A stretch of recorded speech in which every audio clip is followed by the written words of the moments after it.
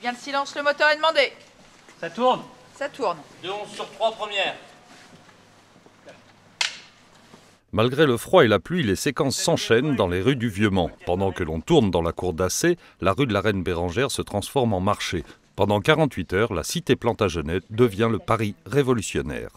On ne peut plus maintenant tourner un film 18e siècle à Paris à cause de tout l'environnement qui a complètement été restauré, entre le mobilier urbain, etc. Et donc c'est vrai que maintenant le Mans se prête à merveille pour recréer le Paris du 18e. C'est pour ça que d'ailleurs tous les films viennent principalement tourner au Mans à cette époque-là. On a l'impression d'être dans le troisième arrondissement de Paris de l'époque. Et c'est aussi ce qui fait son charme, ces petites rues étroites qu'on aurait dit qu'ont été pensées pour nos carrosses et nos carrioles.